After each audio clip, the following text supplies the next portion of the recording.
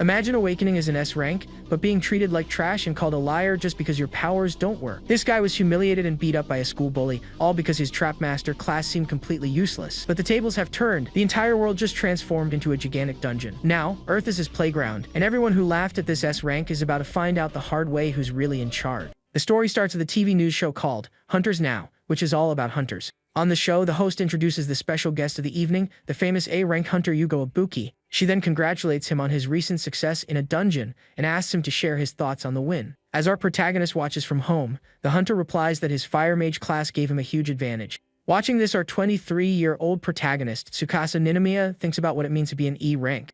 He thinks about how high-level classes are in a league of their own, and how everyone looks at that man with so much respect. In his dark room, the young man wonders why that couldn't be him receiving all that recognition. Just then, his status screen appears, revealing that Tsukasa Ninomiya is an S-rank trap master, but he's only at level 1. This frustrates him because he's also an S-rank, so he doesn't get why his life is so different. The story then shifts to the past, explaining that the world now revolves around mysterious portals called dungeons. These portals started appearing everywhere, and beyond them lay a completely unknown territory. Inside each dungeon were countless traps and fierce monsters that blocked anyone's path.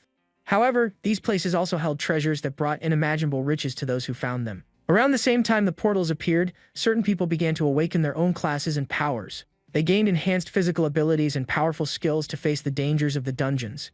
These people who ventured in the portals and brought back valuable items became known as hunters, and so began a new era based on a dungeon economy, where merit and strength were all that mattered. It didn't matter if you were a failure like the protagonist, or if you didn't even finish school, you still had a chance.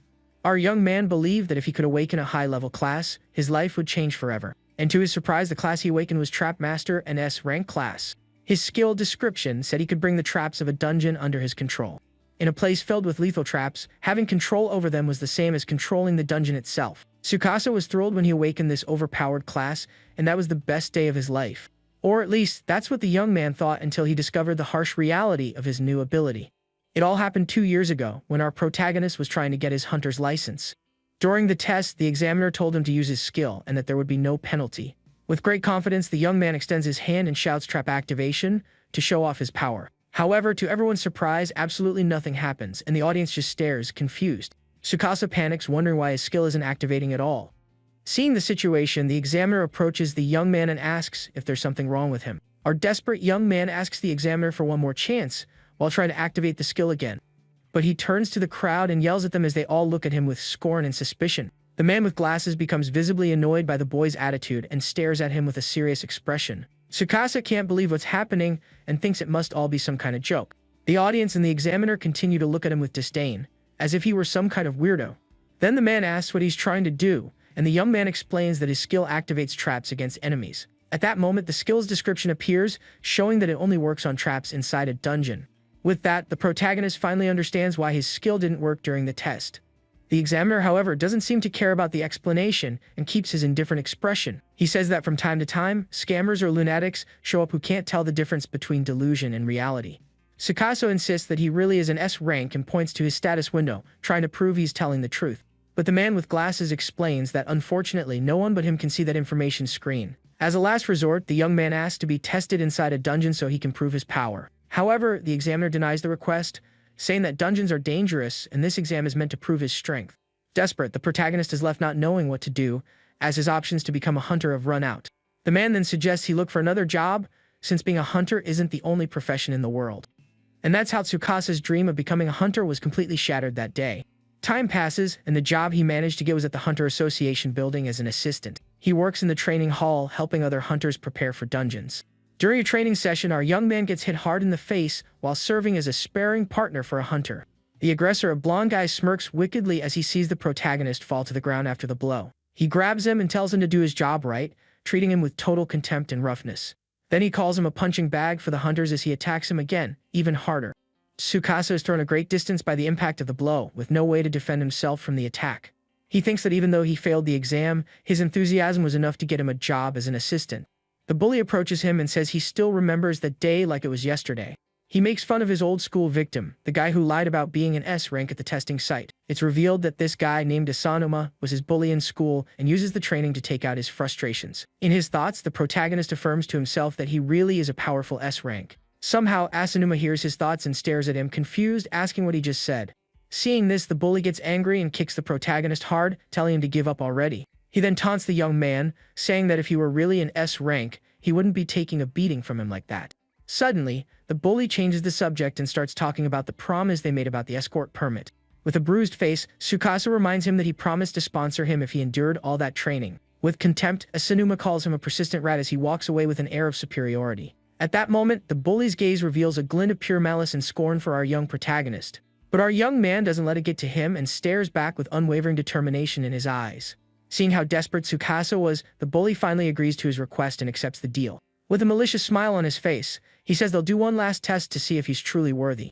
They leave the hall because, according to Asanuma, many high-level hunters would be watching them in there. He then says the final test is very simple and asks our young man to look at what he's holding.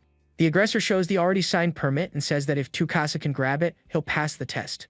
The protagonist feels a glimmer of hope, but the bully warns him that there's a small condition. Suddenly, two other guys appear, and the condition is that the young man has to survive their attacks. Tsukasa recognizes them as the same guys who used to intimidate him in school, and yet he accepts the challenge. He braces himself for the confrontation, thinking he has to do this if he wants to enter a real dungeon. Without wasting any time, the three of them start roughing up the young man mercilessly, shouting for him to just give up. Asanuma calls him a cockroach for his resilience and asks why he wants to go to a dungeon so badly. He holds the permit in front of Tsukasa while displaying a smile of pure satisfaction and cruelty. With a dark look, he reveals that the more our young man begs, the less he feels like letting him go.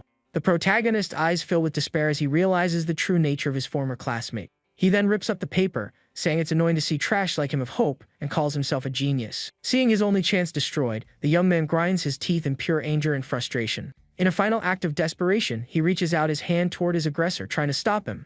But Asanuma easily catches his hand with a firm grip and a look of total superiority. Suddenly, a glowing dagger appears, and he uses the swift strike skill on Tsukasa's hand. The other bullies are impressed by the skill and comment on how amazing hunters are. With a victorious air, he says the test is over and that the protagonist has failed once again. The young man looks at the dagger embedded in his hand and mutters under his breath, feeling the pain and humiliation. The dagger begins to dissolve into particles of light as he thinks that he always knew Asanuma was lying. As he walks away, the narration explains how the escort permit system works in the city. Basically, the sponsor is responsible for everything, so no one would risk sponsoring just any civilian. Deep down, our young man already knew that his former bully would never hold up his end of the bargain. But the young man was so desperate that he had to cling to any glimmer of hope that came along. He felt completely defeated and lost, as that was his only chance to change his life. The protagonist believed that if he could just get into a dungeon, his miserable life would finally change for the better. And it was exactly this belief that kept him going and pushed him to keep trying, even after failing. Suddenly, a huge red bolt of lightning tears through the city skies, surprising everyone nearby. One of the civilians passing by looks up, startled by the strange phenomenon that was happening. He is completely frozen in fear, not understanding what that red energy in the sky was. Beside him, another man desperately shouts for everyone to watch out for what was coming. The building next to them starts to crumble and everyone panics, trying to flee the area. Suddenly, a giant red eye appears amidst all the destruction, watching everything from above. Soon after, a huge sphere of red energy forms in the sky, threatening to destroy everything around it. In the middle of the confusion, one man helps another to his feet, saying they barely avoided being hit. At that moment, the city's screens turn on by themselves, showing an emergency broadcast for all civilians. The reporter announces that dungeon breaks are happening worldwide, and that the planet is being dungeonized. Meanwhile, a beam of energy destroys another building, causing panic and despair throughout the city. People are terrified by the scene, not knowing what to do to protect themselves from the chaos. Amidst the smoke, a giant dragon-like monster emerges from the rubble, roaring at everyone. The monster flies through the city skies, and people cower in fear, expecting the worst.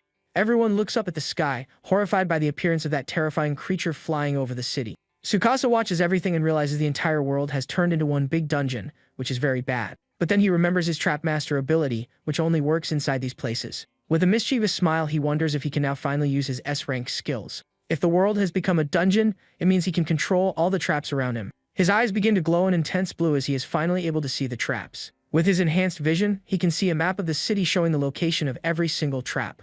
He is overjoyed to realize that his power wasn't fake, and that he can finally become a hunter. The narration explains that hidden traps are meant to torment hunters who try to clear dungeons. For him, however, it's different, because with his S-rank power, he can pinpoint the exact location of every trap. And as long as he knows their location, our young man can use his power to control them to his advantage. With this new perception, the young man feels more confident than ever to face the dangers to come. But his attention is diverted when he sees an armored monster chasing after people who are trying to escape. Without hesitation, a brave civilian picks up a metal pipe from the ground to try and face the creature. Tsukasa believes that with the power of a trap master, he can finally defeat that monster. In the background, a mother and her son run desperately as the creature gets closer and closer to them. During the escape, the little boy ends up tripping and falling to the ground, getting left behind by his mother. He screams for his mom, and she turns around in a panic, calling out her son's name, Takaru. The monster approaches the defenseless boy, ready to strike him without any mercy or hesitation. With a wicked smile, the creature raises its enormous sword, preparing for the final blow against the boy. In a swift and brutal move, the blade descends toward little Takaru, who is frozen in fear. But at the last second, our protagonist appears and blocks the attack with the metal pipe, saving the boy. He faces the creature with a defiant look and shouts for it to bring it on. With a confident smile, the young man announces that the trap to defeat it is already right there, ready to be used. The monster attacks again, but Tsukasa dodges with agility, moving out of the sword's reach. He throws himself to the side with a calculated leap to lure the creature to the exact spot he planned. As he lands, the metal pipe he was using touches the ground and activates a hidden mechanism in the pavement. The creature turns around, confused, while our young man watches it from a distance with the air of someone who has already won the fight. The monster looks down and realizes it has fallen exactly where the protagonist wanted it to be. With a victorious smile, the young man shouts for the creature to walk right into the trap he prepared.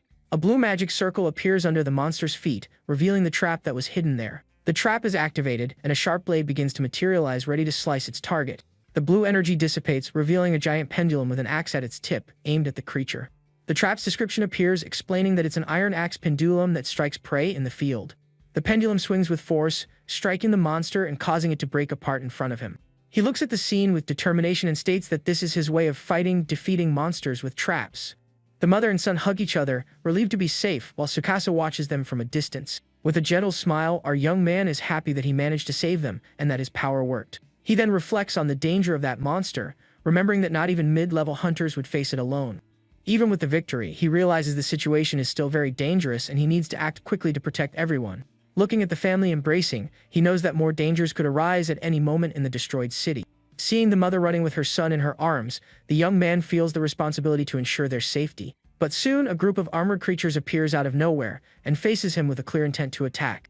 Realizing he has no time to lose, the young man decides to use another skill to deal with all of them at once. With that, he raises his hand to the sky and shouts, "Trap activation," releasing a large amount of blue energy. Magic circles appear around the monsters, activating all the traps that were hidden nearby. A large-scale trap is triggered, and enormous rocks begin to fall from the buildings toward the creatures.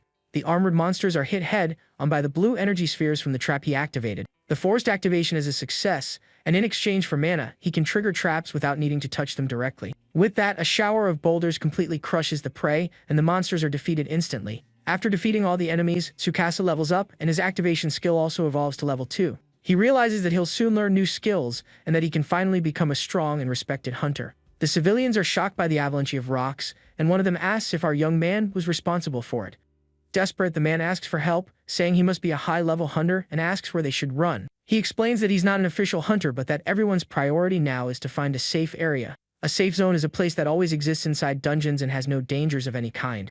The problem is that finding one of these areas requires a huge investigation team to explore the location. The civilian panics, but our young man says it's no problem, because for him, this is a very simple task. He then places his glowing hand on the ground, preparing to use one of his special S-rank skills. The protagonist uses the trap scan skill to analyze the entire area around him in search of safety. With his power to detect traps, he can easily find a place where there are none nearby. After scanning the area, he says the safe zone is at Higashikawa Park and asks everyone to follow him.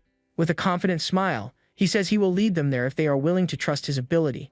With no other option, everyone agrees to follow him and starts running toward the light of safety he promised. And to everyone's surprise, they finally arrive at Higashikawa Park completely safe and sound. The civilians celebrate, relieved to be in a safe place and that there are no monsters nearby. Takeru's mother approaches the young man and thanks him from the bottom of her heart for saving everyone's lives. But suddenly, Tsukasa realizes something is wrong, and his expression changes to one of complete alert and concern. Without a second thought, our hero starts running at high speed, holding some kind of red item in his hand. Our young man runs with a confident smile and tells himself that he now possesses the ultimate eyes. He refers to his ability as the eyes of a god, because if a place without traps is safe, then the opposite is also true. This means that a place protected by many traps must be hiding something very important and valuable. With a little luck, the young man believes it could be a very powerful hidden item waiting for him. Determined, he stops in front of a destroyed building, thinking about what he'll do if he manages to get this item. But a familiar voice interrupts him, saying he was wondering what kind of weakling was running around over there. Suddenly, his old bully appears, blocking his path with a look of total superiority. He then recognizes him and calls him Ninomiya the S-rank liar in a purely mocking tone. Tsukasa is completely shocked to see his old schoolmate right there in front of him. Asanuma stares at him with a malicious smile, and our young man can't believe what he's seeing. The protagonist is speechless, wondering why on earth his bully would be in that place. The bully then asks if Tsukasa is like him, and if he was also running from the dangers of the city. He wants to know if the young man also avoided all the annoying monsters and ended up in the same spot. With a mysterious air, Asanuma says that there really are no monsters around there, but instead, there's something else. He reveals himself as the violent hume of the area and lunges at Tsukasa with a wicked smile. The reflection in our young man's eye shows the imminent attack from his old and hated bully. With a swift and brutal blow, he strikes the protagonist without giving him any chance to defend himself. Tsukasa tries to argue, saying it's an emergency, but the bully replies that he doesn't care about that. The young man gets angry, realizing his enemy won't stop for anything since the world is already in chaos. To Asanuma, this new world is a place where the strong survive, and he can do whatever he wants. With a crazed look, he wonders if his level goes up by taking people out and says he's going to try it. Tsukasa realizes his opponent has lost it and notices that his movements to dodge the traps are strange. The bully notices that he's noticed and ironically praises him for picking up on his precise dodges. With a mocking smile, he says he'll tell the loser a secret about his brilliant moves. He then shows a device similar to a walkie-talkie, saying it's all thanks to that item. Our hero recognizes the object as a trap finder, which detects everything in the vicinity. Tsukasa knows that it's a high-precision version, a luxury item that low-level hunters wouldn't have. The bully explains that he got the item by looting a hunter equipment store during all the chaos. With the finder in hand, he feels invincible because he has already mapped every trap in that space. Seeing this, our young man decides to use his forced activation skill to catch his enemy by surprise. The protagonist focuses on the offensive trap that is right above his old bully's head. Without wasting time, he shouts trap activation, and a large magic circle appears on the spot. Seeing that, Asanuma looks up in surprise as several objects begin to fall toward him. A shower of iron hits him head-on, and the trap's description appears as steel burst. With a final kick, our young man sends his enemy flying, seemingly having won the fight. With a satisfied smile on his face, the young man thinks to himself that he finally managed to defeat him. However, strange sparks start coming from Asanuma's body, who is still lying on the ground. Suddenly, the protagonist's eyes widen in astonishment as he realizes something isn't right. The bully gets up with a pink energy surrounding him and questions what that pathetic trap was. He then remembers that Tsukasa was bragging about having a skill to activate traps and glares at him. Our young man is shocked to see a spark on his enemy's back and wonders if he has an invisible guard. This is a defense device that creates a special barrier around the hunter to protect them from harm. With a mocking smile, the bully taunts him, asking if he hadn't guessed what it was. He shows the protective item and says he also looted it from the same equipment store during the chaos. With the trap finder and the invisible guard, he believes he can join the high-level hunters. He brags, saying he's on a completely different level from a failed hunter like Tsukasa. And to prove his point, he lands a powerful punch to the protagonist's stomach with all his might. Our young man is thrown backward by the impact of the blow, falling to the ground unable to react. The aggressor calls him trash and asks if he attacked him from behind to get revenge for his past issues. He then remembers the training and says he always taught him to strike the stomach first to immobilize. Thus, he continues to rough him up mercilessly to make him crawl on the ground like some worm. With a look of pure madness, he raises his weapon and prepares to land the final blow on his former victim. He shouts that this is where his legend begins while displaying the smile of a complete psychopath. But Tsukasa manages to block the attack at the last second, surprising his aggressor with his resilience. The bully complains that the Hunter Association always sent him to low-level dungeons because he was a D rank. He yells that his power is much greater and that he just needs one chance in a high-level dungeon to prove his worth. Seeing the situation, the protagonist realizes that at this rate, he'll be taken out and needs to do something fast. At that moment, his hand begins to glow with an intense blue energy, preparing for a new attack. He points at his enemy and tries to use his trap activation skill one more time to save himself. A ball of spikes appears, but the bully just laughs, mocking his opponent's pathetic attempt. With his sword, he destroys the trap easily while bragging about his newly acquired power. He says he'll keep getting stronger by taking items from high-level dungeons to get his revenge. Seeing this, our young man doesn't give up and activates another trap to try and stop him again. But the bully dodges everything with ease and swears he'll take down everyone who humiliated him in the past. Tsukasa realizes it's useless because the bully is reading his attacks with the trap finder. Besides, he thinks that even if the attacks hit him, it wouldn't make a difference because of the protection. With the enemy having the invisible guard, the protagonist feels completely out of options to win. Suddenly, he hears the sound of a status change, and his information screen appears in front of him. The screen informs him that his proficiency has increased for exceeding the activation count, and he has gained a skill. He understands that because he used his skills several times, his proficiency increased without him noticing. Then, his new skill called Trap Creation is revealed, and it can generate new traps. With the power to generate new traps, the young man realizes he might have a chance to win the fight. Meanwhile, the bully calls him trash and approaches to continue the attack, unaware of anything. He finds our young man's pose strange and asks what he's trying to do with that stance. The protagonist remembers the theory of starting with a punch to the stomach as his hand glows with energy. With a look of pure fury, he says he's going to pay his enemy back with all the power he has. He then begins to generate and activate a trap with his own unknown and surprising power. With all his might, the young man shouts the name of his new skill, Trap Creation. Instantly, a trap emerges from the ground right under his unsuspecting opponent's feet. The bully is shocked and wonders why there's a trap there, saying it's impossible. His item didn't detect anything, and the description for Log's strike appears as he's hit. He's thrown a great distance by the Log's impact, with no time to defend himself from the surprise attack. With a victorious and wicked smile, our young man celebrates the success of his improvised plan. He admires his new creation's skill, as he managed to generate a trap where there was absolutely nothing. The young man believes he can win if he uses this technique again and already prepares to activate another trap. The bully becomes desperate and shouts that it's all a lie because a weakling like him couldn't do that. Tsukasa says he's different from him because he has the S-rank job of Trap Master. And that's why he can do it, as a sphere of purple energy appears in his hand. He then uses his creation skill once more to finish the fight once and for all. With that, the bully is caught head-on by the new trap, being completely defeated by our hero. The new trap created is a sink that falls from the sky right on his old bully's head. With that, the bully is left completely confused, wondering what on earth that object was. Our protagonist seems disappointed because, with his current power, that was the best trap he could create. He thinks he needs much more magic power to generate large-scale, instant defeat traps. Seeing this, the bully starts to laugh and asks if that piece of junk trap is his opponent's limit. Tsukasa then reveals that his goal wasn't to hit him with the sink and tells him to look down. The bully looks at the ground, confused, not understanding what our young man was planning to do. Suddenly, a red magic circle appears right under his hand, surprising the aggressor. At that moment, he understands that there was a trap there from the beginning and that he fell for a setup. He realizes the sink was just a distraction to guide him to Tsukasa's real trap. With that, the bully goes into a total panic as a new trap is activated right where he is. The trap called Running Saw emerges from the ground, ready to slice its slow prey. The saw hits him head-on, and the bully screams in pain as he's caught off guard by the attack. He is visibly injured by the blow but still manages to stay on his feet despite the pain. In an act of desperation, the bully tries to move away from the trap to avoid being hit again. But he is thrown a great distance by the force of the saw, falling to the ground completely defenseless.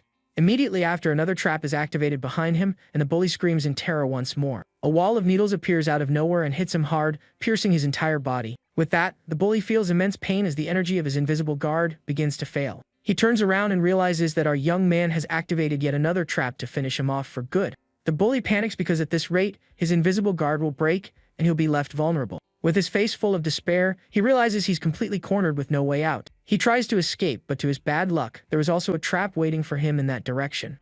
An electric fence appears in the air and zaps him with a powerful discharge of blue energy. The shock is so strong that his legs give out, and he falls to his knees on the ground, powerless. He knows he's at his limit and that if he takes one more hit, his protection will break completely. Exhausted and weak, he ends up falling right on top of another trap circle on the ground. Suddenly, a chain with sharp spikes emerges from the magic circle, ready to bind its victim. The unbreakable chain trap binds him tightly, sealing all his movements and resistance. Tsukasa then approaches and asks if he didn't realize he was surrounded from the start of the fight. With a victorious smile, our young man reveals that his enemy was inside a trap combo. This mechanism starts with one trap and activates others in sequence to defeat resilient intruders. He explains that the unbreakable chain holding the bully is the grand finale of this deadly combo.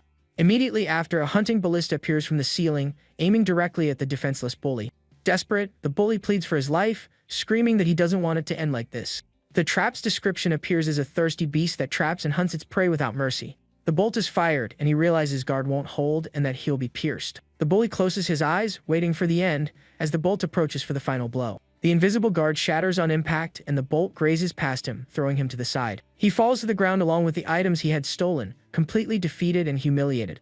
Our young man says the bolt missed, but there's no need to finish him off since he's already done for. The guard generator broke because it couldn't withstand so many hits from instant defeat traps. Tsukasa then approaches and steps on the trap finder to destroy it once and for all. He says the bully lost because he wasted the item's power and didn't notice the trap combo. After the battle, a light begins to shine through a crack in a nearby wall.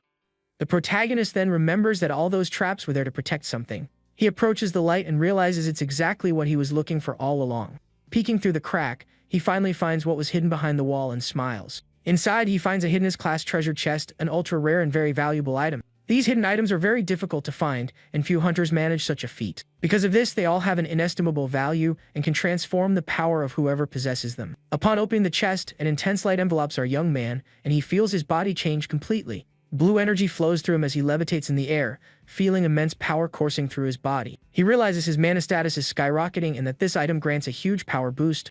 Until that moment, he had been limited by his lack of mana and couldn't create lethal traps. But now he holds the Archmage's Orb, an item that significantly increases his total mana. With so much mana, he can finally generate powerful traps and decides to test his new power. Suddenly, a swarm of giant insect-type monsters appears right in front of him. With their eyes glowing blue, the creatures seem ready to attack without any hesitation.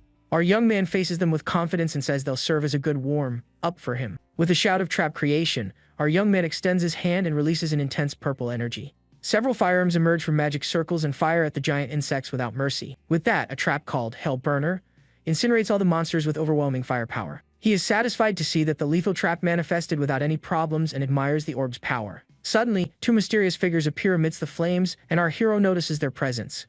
The men look at the monster's carcass, shocked, and comment that it was burned to a crisp. They wonder if there's an S-rank hunter nearby to have managed such a feat. Tsukasa recognizes them as the Hunter Association's defense force and deduces they came to evacuate the residence. One of the agents tells him to leave everything behind and go to the baseball stadium, as the evacuation is already over. He explains that the main force has found the area boss and that the plan is to attack it with everything they've got. The protagonist is surprised to learn that the area boss has already been found so quickly by them. The narration explains that the area boss is the strongest monster in the dungeon and the hunter's top priority target. By defeating it, all other monsters in the vicinity disappear, turning the location into a safe zone. Our young man believes this rule should still apply even though the area suddenly turned into a dungeon. The agents run towards the stadium, saying the battle must have already started and they need to hurry. With a confident smile, Tsukasa decides to go too, as he thinks it will be worthwhile to see what the boss is capable of. The scene then takes us to the stadium, where the great battle against the area boss is about to begin. Several black armored monsters appear on the battlefield, preparing for the confrontation with the hunters. One of the hunters fights bravely against one of the giant creatures that appeared on sight. The team leader shouts not to get distracted by the cannon fodder, as the area boss will arrive any second. A female hunter is shocked to learn that those monsters are just decoys, since the low-level ones can barely handle one. With a face full of dread, she realizes that the real area boss must be something out of the ordinary. The hunters gather in a defensive formation, preparing for the arrival of the most powerful monster. Suddenly, the entire stadium begins to twist and break apart, as if it were being swallowed by something. A gigantic creature's mouth opens in the sky and begins to charge a sphere of red energy. The hunters look up, terrified, as a huge red dragon emerges from the shadows. The monster fires a devastating heat ray, and one of the agents shouts for everyone to run for their lives. They are shocked by the range and power of the attack, which is completely off the charts. Two hunters prepare for combat, wielding their swords with determination and courage. The leader yells for them to get out of there, because the stadium is collapsing and the area boss is coming. The team leader desperately shouts for everyone to hurry and get away from the monster. With a powerful strike, the dragon's tail smashes the stadium floor, kicking up a cloud of dust. The hunters are hit by flying debris, and one of them cries out in pain from the impact. The female hunter runs to help her fallen comrade, desperately shouting for her senior. At that moment, the giant creature slowly approaches them with a threatening and intimidating gaze. The area boss's red eyes glow intensely as it stares down the defenseless hunters. The girl realizes that with that heat ray and immense size, they are no match for the monster. The creature reveals itself as the ruler of the area, the absolute power known as the dungeon boss. Arriving on the scene, Tsukasa observes the dragon from a distance and wonders if that's all the power it has. With a determined look, he tells the area boss to just wait for what's coming. Our young man smiles and promises that in a short time, he will have a deadly trap prepared for the monster. The scene cuts to the protagonist thinking about what an area boss is and its importance in the dungeon. He knows that if he can defeat that monster, the battle in the area will be completely over. With that, Tsukasa prepares to end it all using the power of his trapmaster job. He then faces the enormous dragon with unwavering determination, ready for the great confrontation. One of the agents tells him to get out of the way and desperately asks where the medical team is. The leader orders the artillery squad not to hesitate and to fire a concentrated attack on the monster. The archers unleash a shower of flaming arrows towards the area boss with all their might. The attacks hit the dragon head-on, causing a series of explosions all over its body. With a glimmer of hope, the team leader asks if they finally managed to defeat it. However, the creature emerges from the smoke without a single scratch, showing its incredible resilience. Tsukasa observes everything and realizes the monster has self-regeneration and healed all the damage in an instant. He concludes that the only way to win is with a fatal blow, as the hunter's attacks have no effect. The young man remembers Asunuma's invisible guard, which was also difficult to deal with because the damage didn't accumulate. But he believes he can do it because to him, that opponent is not an unbeatable enemy. He then decides to use a trap he found in the city and gets the area boss's attention. The female hunter sees him and offers to be a decoy to distract the monster and give the others a chance. She thinks that while the creature is chasing her, her comrades can find an opening to attack. The dragon glares at her and fires a sudden heat ray, catching the girl completely by surprise. With no way to dodge, she closes her eyes and accepts her fate, thinking she's done for. At the last second, the hunter opens her eyes, confused, not understanding what happened after the attack. Suddenly, she realizes she's in Tsukasa's arms, who saved her at the final moment with a swift move. The girl is completely lost and asks where they are, as she doesn't recognize the place at all. He then explains that he saved her with a teleport trap right before she was hit by the heat ray. This trap, called Hazardous Warp, sends the target to another location unexpectedly and randomly. Normally, it would be a problem, but he controlled it for an emergency rescue, which was a very effective use. She asks who he is and how he used traps, but the young man says he doesn't have time to explain the details. He then instructs her to use the radio to warn all the squads about what's about to happen. The message is that a certain hunter will face the area boss alone and will lead it to the city center. The hunter panics and says they lured the monster there precisely to protect the civilians. But he reassures her, saying the evacuation's already over, so there will be no more casualties in the city. The girl is left behind, unsure of what to do, as she watches our hero leave for the great battle. Back at the stadium, the area boss continues to destroy everything with its completely uncontrolled fury. The dragon roars with all its might, showing its overwhelming power to the hunters who remained there. One of the hunters tries to help his injured comrade, but the situation seems utterly hopeless. He realizes it's useless because without regeneration, they're out of options to defeat the creature. Suddenly, a sink falls from the sky and hits the dragon's head, catching the monster completely by surprise. The sink trap inflicts humiliation on the prey and leaves the dragon utterly confused by the blow. From a distance, Tsukasa taunts the monster and asks if all it knows how to do is destroy things. He challenges it, saying that if the dragon is the king of the area, then it should fight like a real hunter. Angered by the taunt, the area boss prepares to fire another heat ray at him. The other hunters are terrified and wonder what that hunter is thinking, provoking the boss. The monster then fires the heat ray with full force towards our young protagonist. However, to everyone's surprise, the young man manages to dodge the attack with impressive agility. They can't believe what they're seeing and wonder if that mysterious hunter has a flight skill. But one of the hunters realizes that wasn't it, and that he saw what really happened in that moment. He explains that our young man jumped into the air using a trampoline trap that appeared out of nowhere on the ground. Tsukasa reveals that he used an evasion trap to dodge the heat ray at the last possible moment. The rising springs trap launches the prey into the sky and helps in aerial combat with free jumps. With this, he prepares to use his trap creation skill as many times as necessary. He creates another trap trampoline and uses it to propel himself towards the area boss. Our young man lands right on top of the dragon's head, surprising the creature with his audacity. He then plants himself firmly on the monster's horns, preparing for the next step of his plan. With a defiant shout, the young man says he's going to take the area boss with him to a special place. Tsukasa creates 2 teleport traps, one on himself and another on the dragon, to take it to the city. He beckons it to the great mechanism that leads to its end as the teleportation whisks them away. With that, the protagonist runs through the city streets with the area boss chasing him closely. Over the radio, one of the agents alerts everyone that the monster has left the stadium and is heading for the city. He informs them that the creature is moving and destroying the residential area in the process of its pursuit. The hunter who was saved realizes the dragon is heading towards the city's power substation. The agents realize the situation is out of control and that they can't do anything to stop it. Our young man continues to use the trap trampolines to dodge the monster's fire attacks. With a well-aimed kick, he manages to deflect one of the dragon's claws and stay in the lead. He looks back with a surprised expression, seeing how close the creature is to catching him. In a swift and desperate move, he uses his trap creation skill once more. A wall of spikes emerges from the ground, but the dragon plows through it with ease without slowing down. Tsukasa then creates another trap and manages to teleport far away from the monster's reach. With a successful teleport, he lands safely and celebrates having managed to shake it off. He has successfully lured the area boss to the great mechanism he had planned from the beginning. Now he prepares to serve his main course, a trap combo specially created for the dragon. With a touch on the ground, he activates the mechanism, and several trap circles appear around the monster. The area boss looks around, confused, not understanding what those purple energy circles are. Suddenly, chains with sharp spikes emerge from the magic circles, ready to bind their victim. The large-scale unbreakable chain trap binds the dragon tightly, sealing its movements. Several pendulums with axes appear and begin to strike the monster with full force and without mercy. The creature roars in pain as the axes hit it squarely, causing major injuries to its body. Next, several running saws appear and begin to cut the dragon from all sides. The giant large-scale saw slices the careless prey with brutal and overwhelming force. Our young man explains that the traps he generated are of a special, large-scale defeat level. He knows that if it were an ordinary monster, this would be the end, but this one has self-regeneration abilities. He knows there's still more to come and that he needs to hit the dragon with even more intense attacks to win. With that, he uses his trap creation skill once again to summon new attacks. A relentless large-scale shower of boulders rains down on the monster, causing great destruction. Several firearms emerge and fire upon the dragon with all their overwhelming firepower. The rock trap and the firearms attack the monster in tandem, creating a chaotic scene. Our young man asks if the area boss enjoyed his unexpected hell of rocks and flames. He reveals that these are the strongest traps he can currently generate and tells the monster to savor it.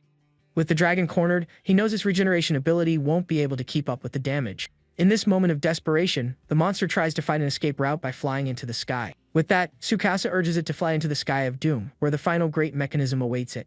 He follows the dragon closely and says that the trap to finish it off once and for all is right there. With a shout of activation, he extends his hand and releases a large amount of blue energy into the sky. Time seems to stop for an instant as the dark sky is illuminated by a mysterious glow. Suddenly, a lightning spear emerges from the clouds and flies towards the area boss with full force.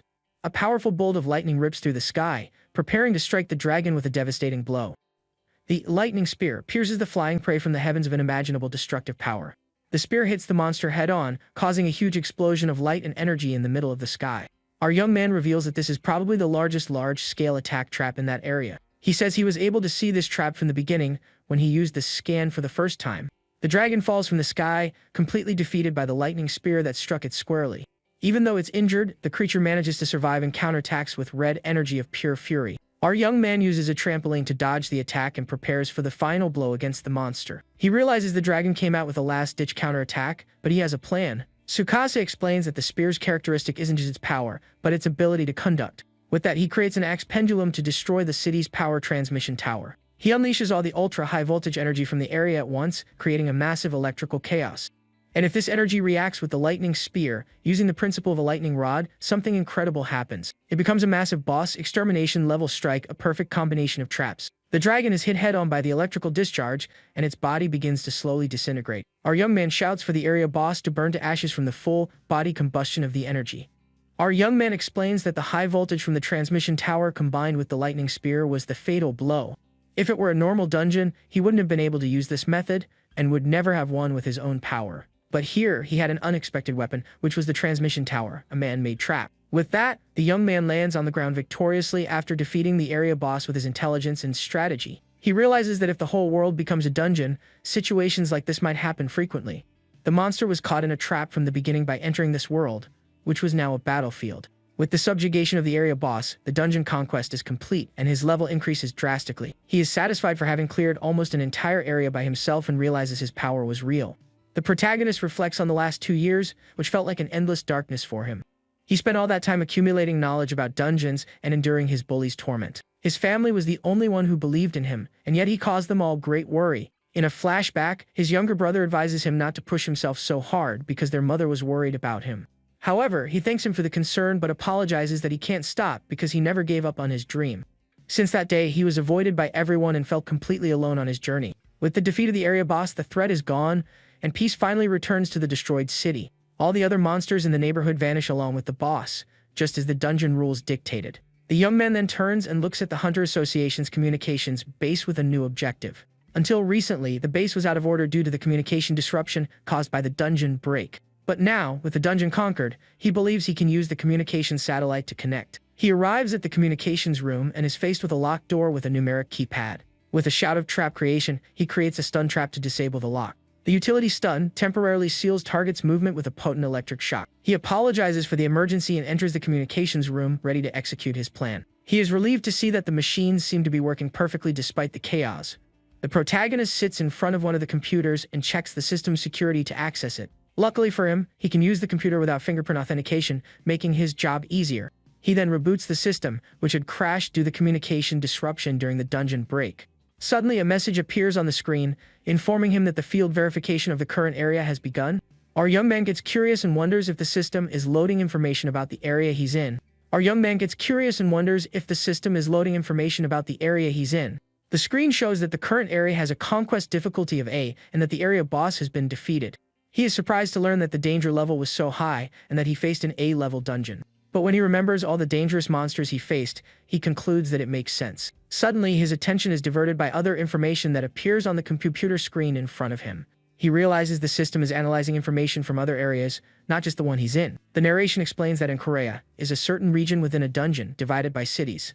Now that the whole world has become a dungeon, countless areas have been generated, and the system is trying to analyze them. Using dungeon analysis algorithms, it would theoretically be possible to map out all the areas in the world.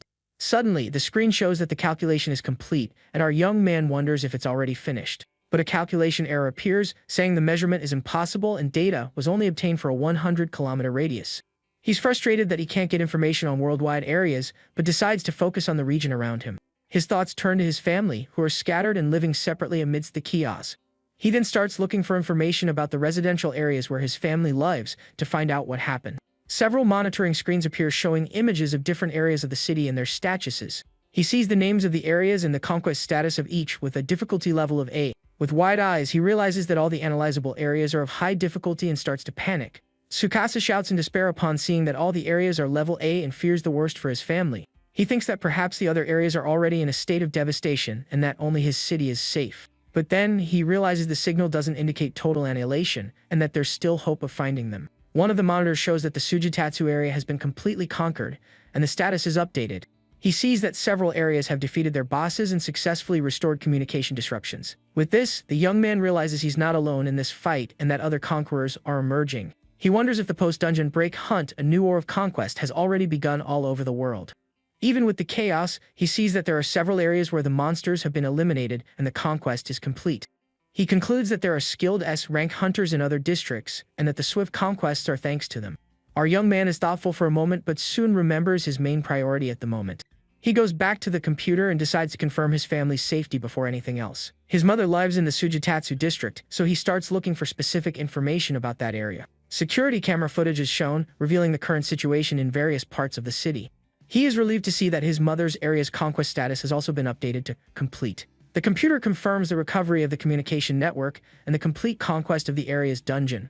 With the network restored, he takes out his phone and decides to call his mother to see if she's okay. He calls her, and the phone rings as the scene shows the destruction caused by the dungeon break. The call is answered, and our young man desperately asks how the situation is over there. His mother explains that the hunters came and sorted things out and asks about the central ward where he is. He reassures her that everything is fine and asks if she was able to talk to his sister, Shiori. With a worried voice, his mother replies that the call connected once but was then cut off. The call dropped immediately due to signal interference, and he is shocked by the news. He then tells his mother not to move from where she is and hangs up the phone with a serious expression. With his mother safe, his focus shifts to his sister, and he wonders if there is still signal interference over there.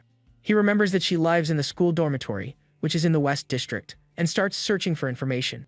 The screen shows that the West area's dungeon has not yet been conquered and that there's a special notification. Our young man is curious about the notification, as the dungeon conquest has not yet been completed. The message says the crisis has passed and that reinforcements are unnecessary as they have taken control of the district. He realizes this is not an official communication from headquarters and that something very strange is happening. Suddenly, the broadcast is hacked, and a man appears, saying they are no longer pawns of the association. Our hero realizes someone is hijacking the signal and is shocked by this turn of events. The man declares the withdrawal from all spheres of control and the foundation of an independent nation. Tsukasa becomes desperate upon learning that the district where his sister is has just declared independence. Suddenly, he hears a noise and turns around, startled by the possibility of an intruder in the room. Someone has broken the entry lock to the control room, and he realizes he is no longer alone. He decides that the information gathering ends here and prepares to escape using his skill. He uses trap creation to teleport the roof of the communications base. A magic circle appears, and our young man is enveloped in a purple light before disappearing from the room. The confusing leap trap sends him to a random location, and he manages to narrowly escape the intruders. He manages an emergency escape, but with his magic power depleted, that weak trap is his limit. The rare item increased his maximum magic power capacity, but not the amount he can use. And since he used many traps in the battle against the boss, his energy is almost gone. He realizes it's still not enough and that he needs to level up to increase his maximum capacity. Suddenly, his phone rings again, and he answers it, not knowing who it could be in this situation. He looks at his phone screen and sees that it's a call from his sister Shiori, which surprises him. With his heart in his throat, he answers the call and prays that she is safe amidst all the chaos. With her voice full of static, she asks if he can hear her and how the city where he is doing. He says everything is fine and asks about her, but the signal interference continues to get in the way. She replies that she's fine and that it's safe where she is, but the call starts breaking up more and more. Suddenly, the call ends and our young man is left staring at his phone, not knowing what to do. He wonders if she is really safe, even with monsters around in the suspicious broadcast. After seeing the message from the local hunters, he knows he can't just back down and ignore it. He decides he can't worry about his depleted magic power and that he needs to act now. With that, the young man vows that he will confirm his sister's safety with his own eyes, no matter the cost. The scene then takes us to a hunter base where several injured civilians are being treated. Supplies are loaded quickly and the evacuated residents receive urgent medical attention. One of the hunters notices that the magic power recovery potions are running out and becomes concerned. At that moment, our young man appears and grabs one of the potions to recover his energy for the journey. He thinks he'll just borrow a few and that if he does his part, it won't be a big deal. With that, he drinks the potion in one gulp, feeling his magic power slowly restoring. His magic power bar is fully recovered, and he knows he won't have to worry for a while. The narration explains that between his location and his sister's, there are 2 areas separating them. And according to the information he obtained, neither of these areas has completed its dungeon conquest. This means that combat with monsters will be unavoidable, and he wonders if he can handle it with his current stats. He knows that if he ends up fighting another area boss, he'll be in serious trouble with his current power. To avoid this, he realizes he really needs one thing before setting off on his journey. He needs to level up to increase his absolute magic capacity and become stronger for whatever comes next. With that, he arrives in the Koib area, determined to advance and level up, no matter the cost. His first mission since awakening his hunter powers, a journey of dungeon crossing begins. The world that was once peaceful has now become a dungeon, divided into countless dangerous and hostile areas. Even if peace returns to one area, the neighboring one might have another boss, and the battle continues endlessly. He then enters the Koib ward, an area where the dungeon has not yet been conquered and danger is everywhere. Suddenly, he notices someone coming towards him and prepares for a possible confrontation. 2 men appear and stare at him, saying he looks like a hunter like them, and they watch him. They ask if he has any rare items and say they need equipment to face the monsters. Our young man replies that unfortunately, he doesn't have anything, and one of them comments that everyone says the same thing. Suddenly, one of the men draws his claws and says it can't be helped in times like these. Tsukasa realizes their intention, and his face fills with fear and surprise at the hunter's attitude. They attack him and say that if he doesn't hand it over willingly, they'll take it by force without hesitation. Our hero manages to dodge the attack by a hair and realizes they are not messing around. With a scratch on his face, he understands that these guys are bandits taking advantage of the chaotic situation. The 2 of them leap towards him, ready to attack him with everything they have to steal his items. But Tsukasa isn't intimidated and uses his trap creation skill to defend himself from the attack. A purple magic circle appears on the ground, and the bandits look up with a mocking smile on their faces. A heavy stone called Disaster Weight falls on them, crushing them against the ground with force. The 2 of them are trapped under the weight of the trap, unable to move or react to the surprise attack. He thinks that if he finishes them off there, he might gain experience points, just like when he defeats monsters. Although the possibility isn't 0, he decides he needs to observe the hunter's movements closely. Our young man decides he will only hunt monsters, and that he doesn't need to deal with humans to level up. He then decides to test a new way of farming experience using a specific trap he found. The scene takes us to a plaza in the Koib ward where some monsters are firing energy beams. A girl screams in terror as she is hit head-on by the attack of one of the giant robots. The monster aims its energy beam at her but stops suddenly, as if confused by something. A wooden dummy, like statue, catches the creature's attention with a strange whistling sound. The whistling doll mischievously attracts monsters, and our young man watches it from the top of a tree. He explains that it's a trap that summons monsters and that with it, they will gather in one place. The young man sees 4 of them approaching, and thinks that it's still not enough to farm experience. With that, he uses his trap creation skill to summon another one of his creations. Suddenly, a huge iron cage emerges from the ground and traps all the monsters that were nearby. The robots try to escape, but the cage bars are very sturdy, and they are trapped inside. The iron cage trap completely confines the prey with its strong and resistant bars. A padlock appears on the cage door, sealing the only exit for the now cornered monsters. They start to stir inside the cage, desperately trying to find a way to escape. Our young man watches everything from above and says that's right, trap all of them inside the cage. With a wicked smile, our young man announces that the real trap creation is about to begin. A magic mirror appears inside the cage, and one of the robots approaches to see what it is. Suddenly, its reflection in the mirror comes to life, and a perfect clone of the creature appears beside it. The monster becomes confused and starts to disintegrate into particles of light, not understanding what happened.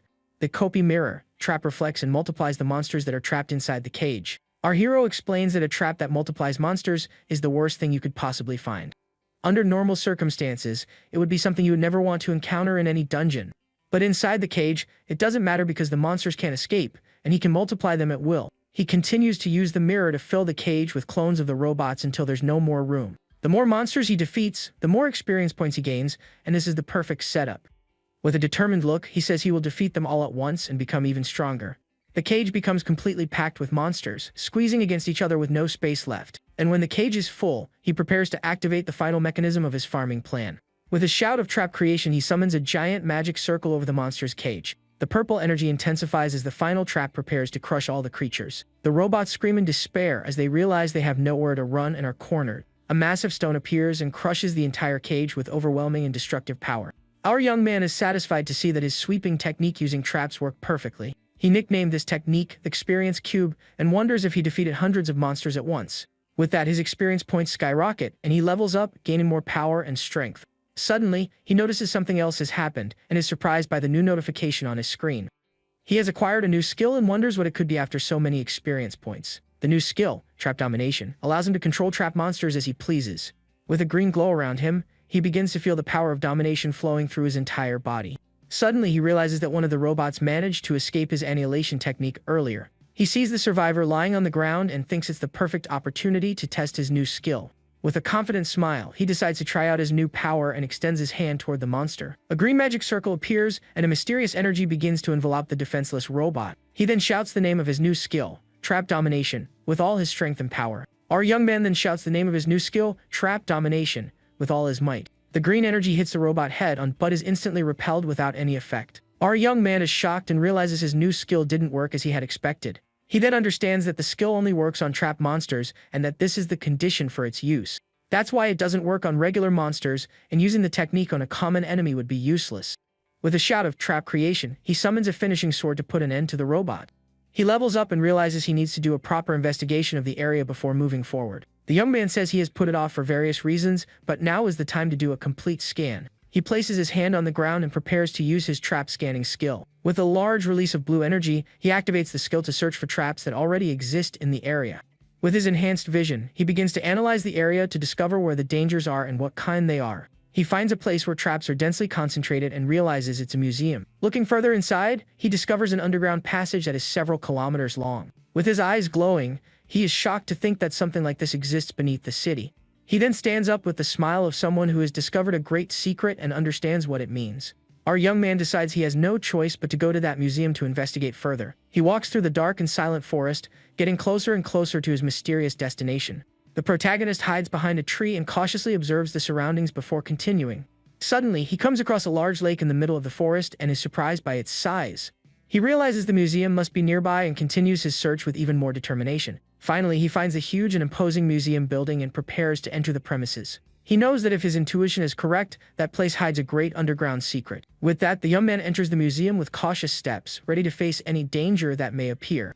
He remembers that the interior of the building is full of traps and that he needs to walk very carefully.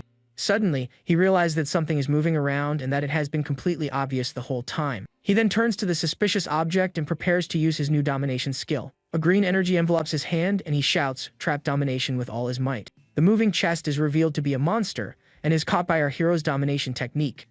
The young man is satisfied to see that the technique worked and that he managed to dominate the creature. As he thought it was a mimic, a monster disguised as a treasure chest to deceive the unsuspecting. With that, he adds the mimic to his arsenal of trap monsters, ready to use it in battle. He explains that the mimic's very existence is a trap, a different kind of monster. Ever since he used the scan, he could clearly see that there was a monster-type trap there. With that, the young man celebrates the success of his domination and prepares to use his new ally. But to his surprise, the mimic transforms into a shield and floats in front of him. Suddenly, the monster starts to emit smoke and lunges at him with incredible speed. He is shocked and wonders why he is being attacked if the domination technique was supposed to work. With no time to react, he is hit head-on by the mimic and is thrown a great distance by the impact. He hits the ground hard, feeling the pain of the blow, and realizes he let his guard down for a moment. Sitting on the floor, he looks at the mimic, which is now on top of him with a strange expression. To his surprise, the creature starts to act cute and affectionate, like a happy little puppy.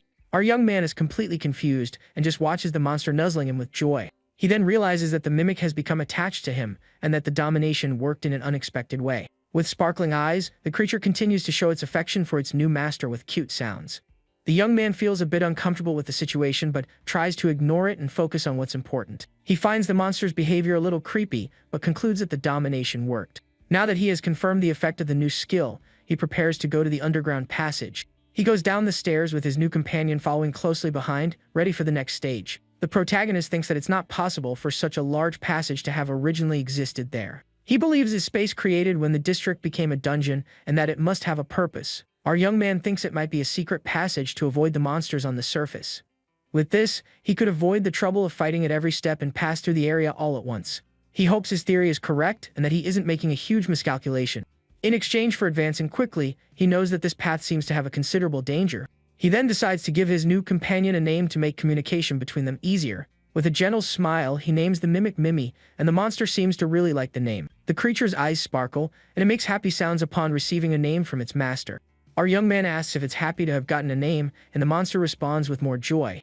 He then warns Mimi to get ready, because from here on, the journey will be very dangerous for both of them. The monster barks in response as if it understands the message and is ready for anything. With his new ally by his side, he feels safer and prepares to open the mysterious door. Upon opening the door, he is faced with a dark silhouette and a purple aura emanating from it. The figure reveals itself to be a knight in full armor who seems extremely powerful. At that moment, the torches in the corridor light up, illuminating the path ahead of them. Tsukasa then realizes that it's actually a stone statue in the shape of a knight. He thinks that in this room, there's only one statue, and its sole purpose is the exit door right behind it.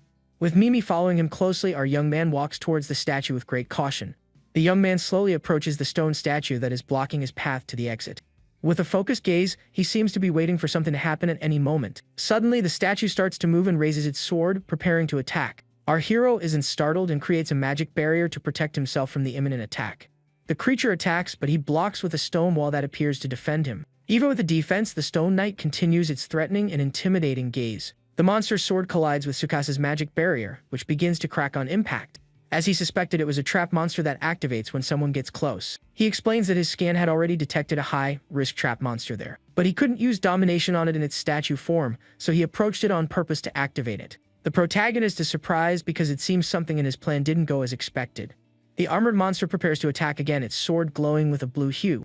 The creature attacks with more force, and the young man summons an iron wall to try and defend himself.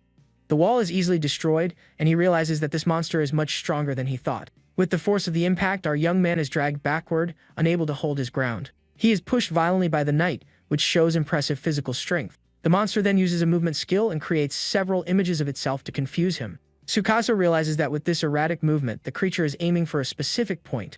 With a glint in his eye, he quickly understands his opponent's attack strategy. The knight attacks his blind spot, but he creates a diamond shield to protect himself at the last second. He manages to block the attack and confirms that the monster was definitely aiming for his back. The young man then decides he doesn't need to fight it head-on since it's a trap monster. With a confident smile, he prepares his trap domination technique to end the fight. The skill's green energy hits the monster head-on, catching the creature completely by surprise.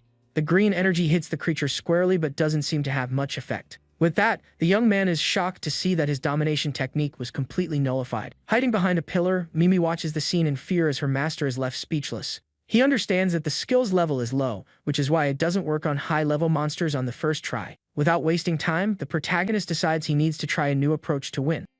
He then thinks that if he keeps attacking, the skill will eventually work. With that, he fires several green energy beams, but the knight dodges them all with ease. The young man realizes he can't hit such a fast opponent and that the first hit was just luck. So he decides he needs to read the monster's trajectory to predict its movements and attack. Desperate, he tries to think of some way to predict the creature's attacks. Suddenly, he has an idea and places his hand on the ground to use his trap creation skill. With a shout of trap creation, he activates his power just in time to defend himself from the attack. The monster approaches quickly and raises its sword to deliver the final blow against our young man. But the knight stops for a moment when it feels something wet falling on its armor. A basin of water falls on the creature, and the trap's description appears as basin drop. The monster is left completely drenched and confused by that unusual and unexpected trap. Annoyed by the prank, the knight attacks with fury, and our hero narrowly dodges the blow. He manages to dodge with agility and lands safely, far from the sword's reach. The young man wonders if he annoyed the monster with his joke trap and faces it with a smile. The creature starts moving at high speed again, preparing for a new attack. But thanks to the water that soaked it, our young man realizes a great advantage in this situation. The monster starts leaving trails of water droplets all over the floor as it moves quickly. With this, Tsukasa can see the creature's movements and easily read its attack pattern. He then prepares to use domination, aiming exactly where the knight is going to be. The young man fires the green energy towards the monster, which runs directly into the trap.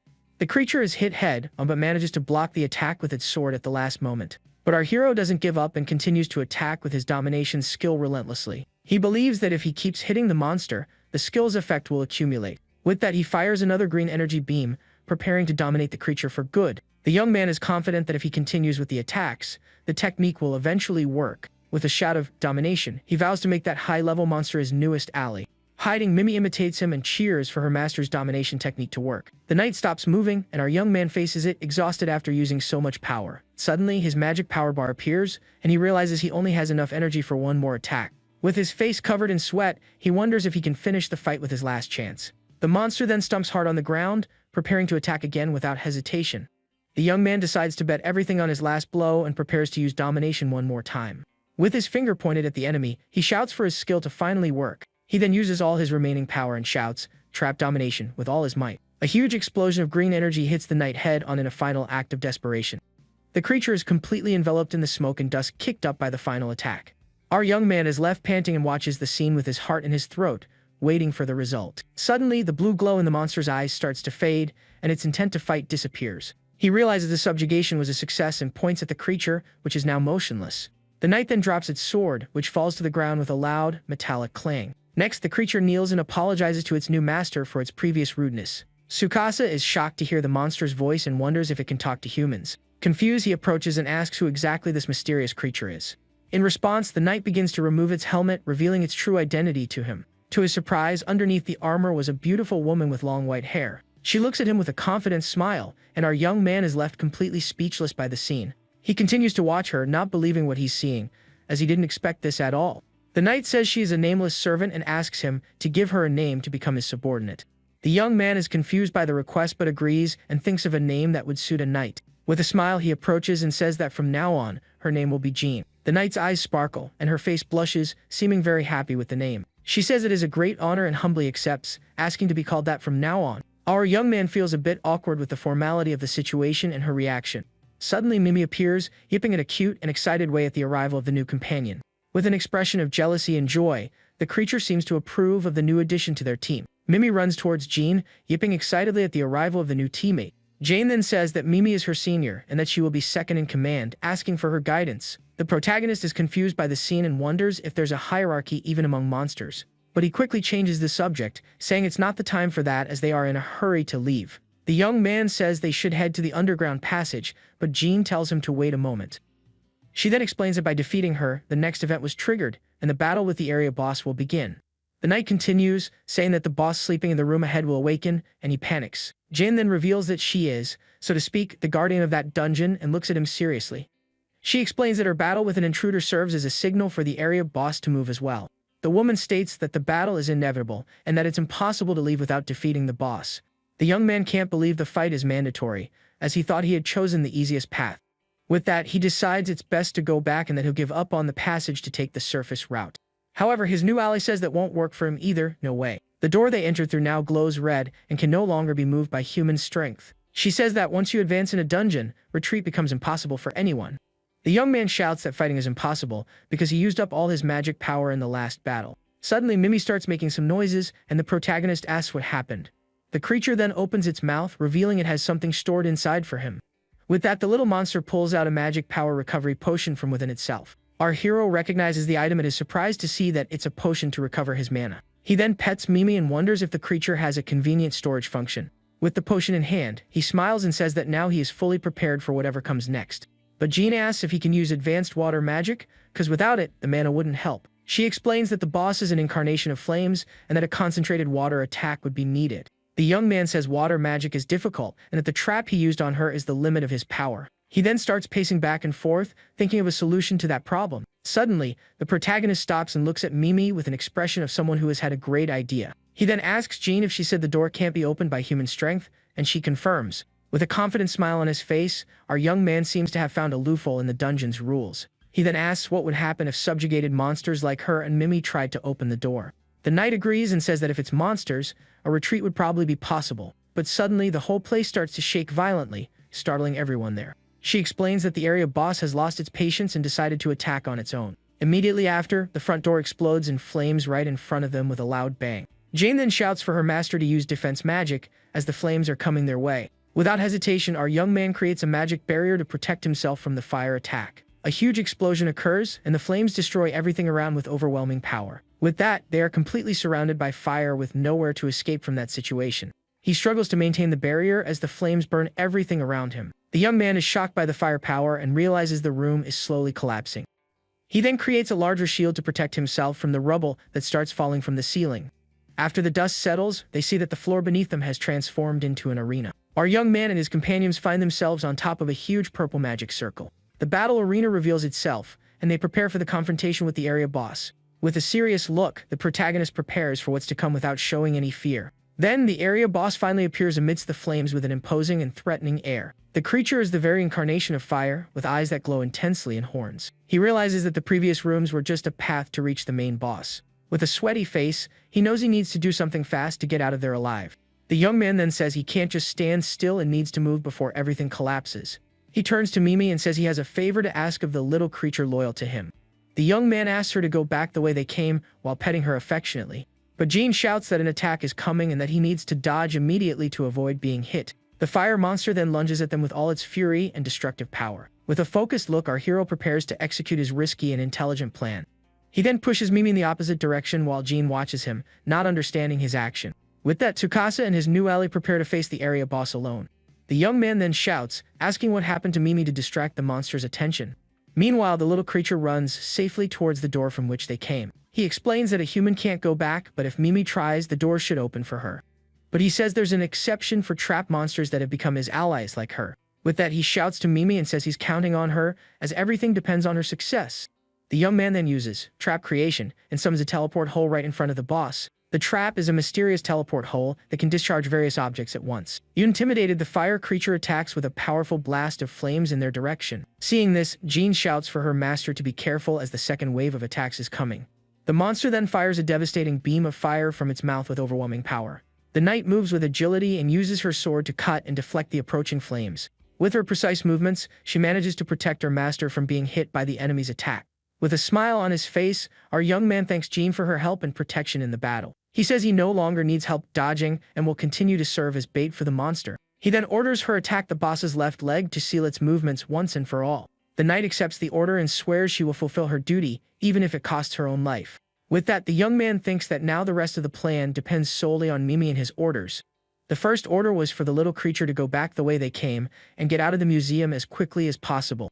Next, she was to run in a straight line through the forest without stopping for any reason along the way. Her final destination was the large lake on the other side of that dark and dense forest. With a determined look, the cute creature prepares to carry out its master's mission. Without hesitation, the little monster dives into the icy waters of the lake to execute the attack plan. The small creature sinks quickly into the depths of the lake under the light of the full moon in the sky. Back in the battle, the area boss roars in fury from the attacks it's receiving from Jean. Our young man uses a diamond shield to protect himself from the fire monster's attacks. With difficulty, he shouts to Jean and asks if she isn't ready to attack the boss yet. The knight replies that she has found an opening and that now is the time to carry out her final order. With a swift and precise strike, she attacks the area boss's leg with all her strength and power. The fire creature roars in pain as it's hit squarely by the knight's surprise attack. With the monster injured, Tsukasa seizes the opportunity to use his creation skill. He manages to seal the boss's movements, which is now trapped under the teleport hole. At that moment, Mimi is already at the bottom of the lake, ready to activate the final trap of the plan. The creature opens its mouth, revealing the item our hero had placed inside it earlier. The item he placed was the other teleport hole, which is now activated at the bottom of the lake. Once it's placed, the entrance sucks in everything around it and sends it to the exit our hero created. With the area boss trapped, our young man observes the teleport hole with a victorious smile. Suddenly, a few drops of water start to fall from the portal right on top of the monster's head. The fire creature looks up confused, not understanding where that water was coming from. Tsukasa then faces the boss with the look of someone who has already won the battle and whose plan has succeeded. The fire monster starts to get annoyed with the water falling on it and roars with all its might. Suddenly, a huge amount of water from the lake begins to gush from the portal with great force. The flow of water is so intense that it looks like a waterfall crashing down right on top of the area boss. With this, the creature's flames begin to extinguish, and its power diminishes drastically. The entire arena starts to flood with the water that won't stop falling from the magic portal. Seeing the flood, he shouts for Jane to stay behind him so she doesn't get swept away by the current. The young man then uses his trap creation skill once more to protect themselves. With that, a huge stone wall emerges from the ground right in front of them with a purple glow. The prison wall is a trap that blocks any kind of invasion from the outside. He celebrates the success of his water torture attack using the teleport holes. To defeat the boss, a massive flow of water was needed, which would have required an army of mages. Since there was no way to generate water there, the solution he found was to use the lake outside. With that, the portal sucks up the lake water and connects it to the exit he created above the boss. The fire monster screams in pain as the water extinguishes its flames and weakens its power. The creature tries to protect itself with its hands, but the force of the water is much greater and overpowers it. Suddenly, a red orb of light appears on the monster's chest, revealing its power core. Jane then shouts to her master that this is the enemy's core and that he must destroy it. Our young man prepares to use trap creation one last time to finish the fight. With that, a longsword emerges from a magic circle, ready to deliver the final blow to the boss. The finishing longsword is a weapon used to finish off enemies that are near their end. The sword strikes the monster's core head-on, causing a massive explosion of light and energy. The creature's body begins to disintegrate and turn to ash after its core is destroyed. The area boss is completely defeated, and the stone wall dissolves along with the water. Our young man uses his creation skill to summon an item with an intense purple glow. He fires a beam of purple energy that pierces what's left of the fire monster's body. At that moment, Mimi appears from within the water portal, yipping in a cute and excited way. Jane praises her companion, and the subjugation of the area boss is finally successfully completed. With a smile, the young man thanks them both, but suddenly something starts to glow in the monster's remains. The small creature jumps into his lap, and he approaches to see what that mysterious glow was. A dagger shrouded in magical power emerges from the ground right in front of them with a blue aura. His new ally then asks her master to accept the item, as it is the hidden treasure of that area. Our young man is surprised to hear the expression, hidden item, and stares at the weapon with curiosity. He realizes it is an ultra-rare and hard-to-obtain item and approaches to pick it up. The knight explains that the weapon was at the bottom of the lake, and came along with the water flow from the portal. With the item in hand, he feels more powerful and is satisfied with his new acquisition. The young man thinks it's amazing that a hidden item was hidden at the bottom of a lake. The weapon's description appears as Mystic Lightblade, an item of unknown power. He says it seems to be a special weapon and that he'll enjoy discovering its powers by using it. But suddenly, the ground starts to shake violently once again, startling everyone there. The protagonist panics, but Jane reassures him, telling him to stay calm. She explains that the noise accompanies the completion of the area boss's subjugation. With that, a path of light opens up, revealing the escape route to the next area of the dungeon. They then arrive at the border between the Owatani and Kawabe wards, exiting through a manhole. Our young man realizes that if he takes one more step, he'll be in the neighboring ward, and he stares at the manhole. He reflects on everything that has happened when suddenly someone calls his attention from a distance. Seeing a group of men approaching, he is startled by their presence there. He then tells Jane to hide because if they see him with monsters, it could cause trouble. With that, the young man moves away from the manhole and prepares to meet the approaching men. One of them scolds him for walking alone, and our young man nervously nods in agreement. He recognizes them as the Hunter Association's rescue squad and feels more relieved. But one of the men tells him to get out of the way, and he prepares to obey without question. However, the leader recognizes him and asks if he is the S-rank hunter, Ninamiya-kun. With a smile, the man shows a tablet with his picture and says his reputation has spread. Our hero is shocked to hear that the rumor of him defeating a boss alone has already spread. He remembers the battle and thinks he made a big scene, so it's not strange that rumors have spread. The man then invites him to join their squad and act together from now on. He says that using his authority, he can complete his hunter registration right there and looks at him. Our young man realizes that this is an official hunter recruitment, his long-held dream. However, to everyone's surprise, the young man refuses the offer with a serious expression on his face. The squad leader is shocked by the response and asks if he is going to continue acting alone.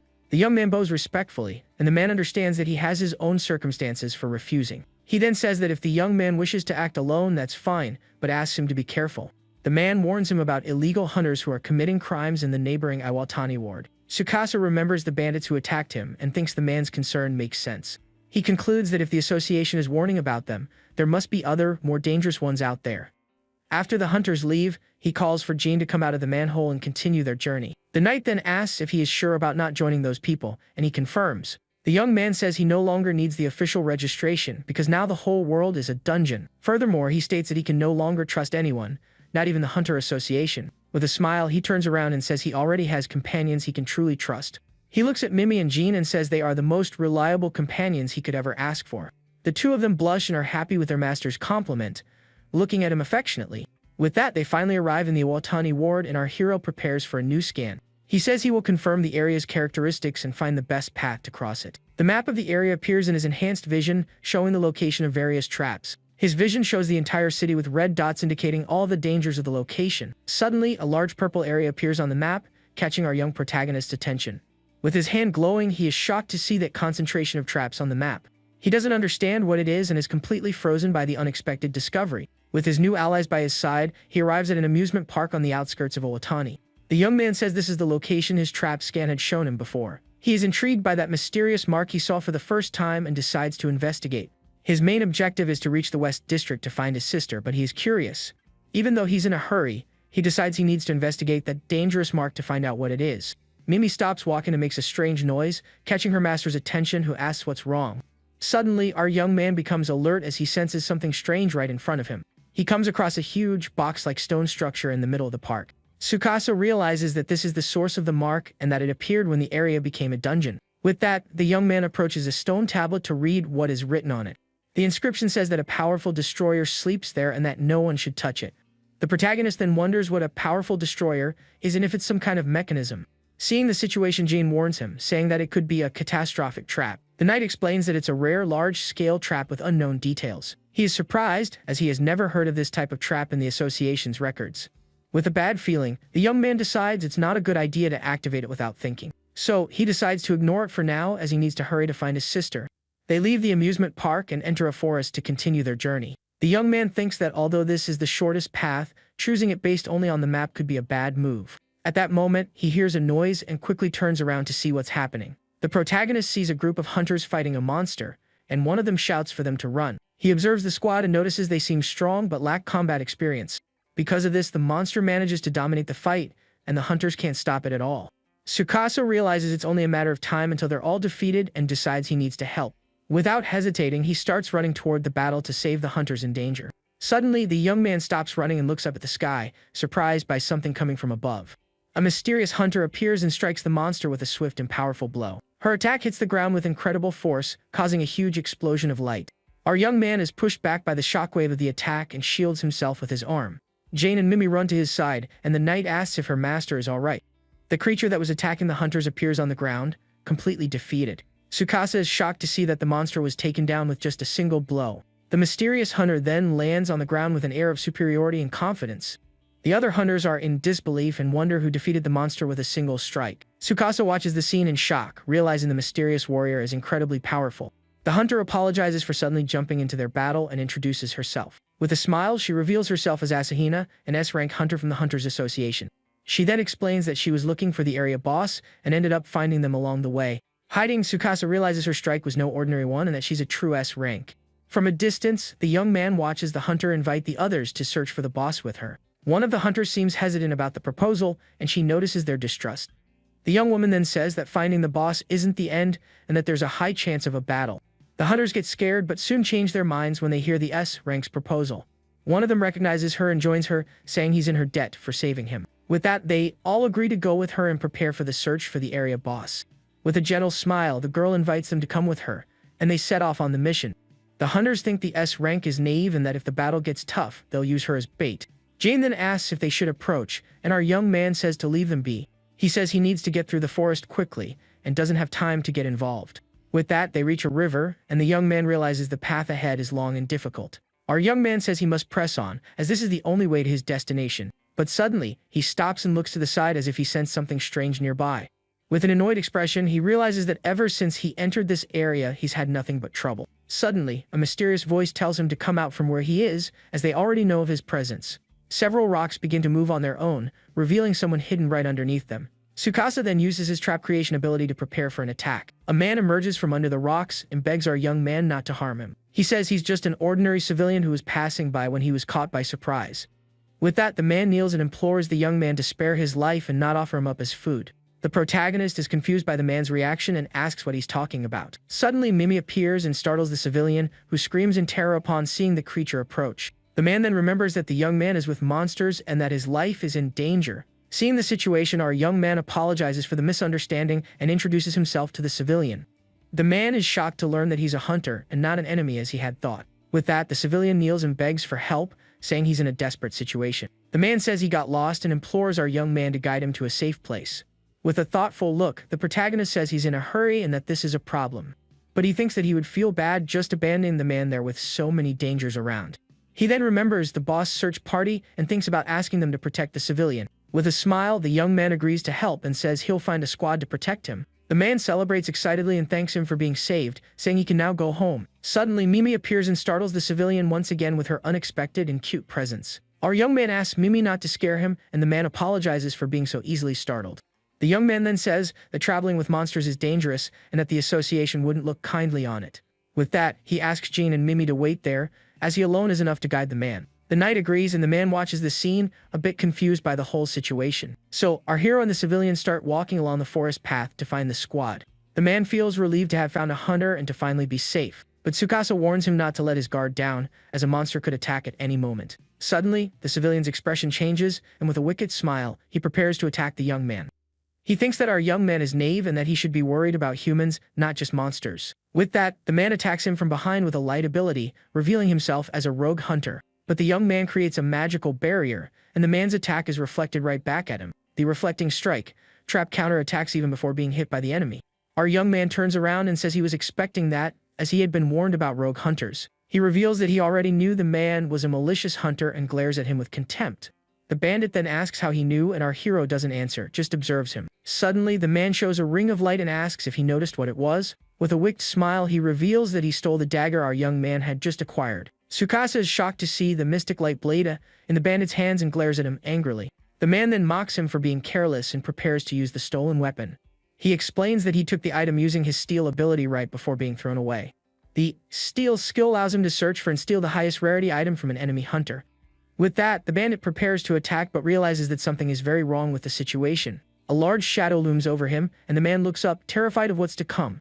The man brags about his stealing ability and prepares to attack with a rare weapon. He says that with his rarity steal skill, he's invincible and can't lose to anyone. Suddenly, the bandit steps on a blue magic circle that appears on the ground right under his feet. A spike trap is activated, and the man looks up, frightened by what's coming. Several spikes emerge and bind him tightly, sealing all his movements and resistance. The stolen dagger falls from his hand, and the bandit screams in pain as he's caught by the vine trap. The binding vine trap mercilessly captures intruders who enter the forest. Our young man then explains that he didn't do anything and just activated a trap that was already there. He reveals that he intentionally threw him near the trap so he would be caught by surprise. Tsukasa explains that with his scan, he can see the location of traps in advance. With the dagger in hand, he says that the bandit isn't the only one who can use stolen abilities. With a wicked smile, he approaches and asks what the bandit thinks of his new weapon. Our hero then points the dagger at the bandit's neck, who is terrified by the scene. He wonders if the man wants to be his test subject, to try out the power of that rare weapon. The bandit begs for his life, and says he'll tell him the location of the hidden item if he spares him. Desperate, the man shouts that he knows where to find the ultra-rare item of that specific area. With his eyes shining, the protagonist becomes interested in the proposal and asks where the item is. The young man gets closer and asks if the bandit really knows something so important. The man swears he knows and begs to be released, saying he'll guide him to the exact location. With a suspicious look, our young man asks if he really knows the item's location. He explains that he already used his scan but couldn't find anything special in the area. The young man knows that hidden items are in places protected by traps and that his power can find them. But he also knows that sometimes they exist in remote areas where no one goes and are hard to find. He concludes that this time the item must be in one of those remote areas and glares at the bandit. Suddenly, Jane appears and asks if her master is alright, as she heard battle noises. She explains that she and Mimi couldn't bear to wait and ran to help him in the fight. Our young man turns to Mimi and apologizes for making her worry about the situation. He then explains that the man's true identity is that of a rogue hunter and that he has captured him. Seeing the situation, the knight offers to deliver the final blow and finish the bandit for good. Our hero agrees, but the man interrupts them with a new proposal to save his life. Jane points her sword at the bandit, preparing to deal the final blow. The man looks at her with wide, fearful eyes, begging for his life once more. Desperate, the bandit yells for them to wait and listen to what he has to say first. He swears he saw a clue, the hidden item, and that he can lead them to the exact spot. Our young man and Jean exchange a suspicious glance, but decide to hear what he has to say. The man begins to explain that he was looking for a hunter to ambush and steal their items. While walking through a canyon, he came across something very strange and unexpected. Suddenly, the cliff rock in front of him began to move and shake violently. A huge, tough rock-type monster appeared right in front of him with a threatening air. Our young man interrupts him and asks what that has to do with the area's hidden item. Angrily, the bandit yells that it's obvious, because a tough monster like that has a purpose. He concludes that the creature must be guarding the location of the hidden item and glares at him.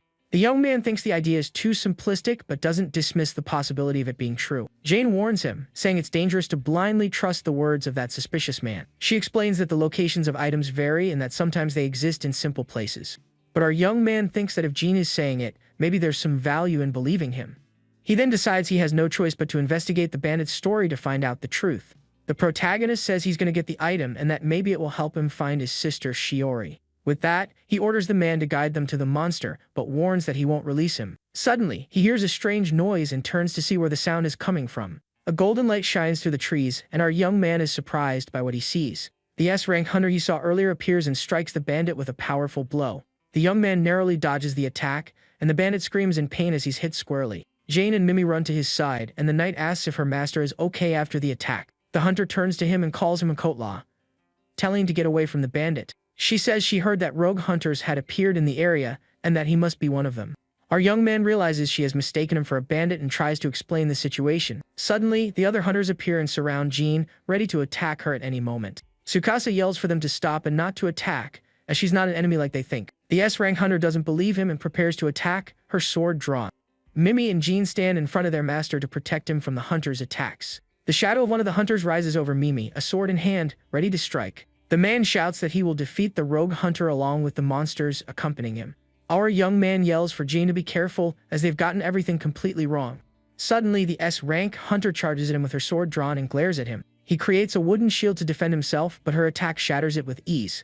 The young man is pushed back by the force of the blow and cries out in pain from the blade's impact. Jane calls out to him worried, but the hunter doesn't stop her assault and continues to press him. The young woman says the fact that he commands monsters is the ultimate proof that he's evil. He tries to explain that she's fighting the wrong person, but the hunter doesn't listen. Taking advantage of the confusion, the bandit frees himself from the vines and prepares to flee. Seeing this, Jade asks for orders and wonders if she should annihilate all the hunters there. The S-rank hunter is shocked to hear Jean's voice and realizes she can speak. Our young man yells that taking out hunters is forbidden and tells her to grab Mimi and run. The knight understands the order and says she will retreat immediately to protect the little creature. With that, she scoops Mimi into her arms and flees at high speed, leaving the hunters behind. One of them shouts that she's too fast and that they can't catch her at all. The S-rank hunter watches the scene with a serious and focused gaze without moving from her spot. She then turns to Tsukasa and blocks his path with her sword so he can't escape. The young woman tells the others not to worry, as the monster's leader is still there. With a tired look, he just repeats the expression "rogue hunter" without showing any reaction. The hunter praises him for letting his companions escape and staying behind to fight. She says it's now 4 against 1 and that there's no escape for him from this situation.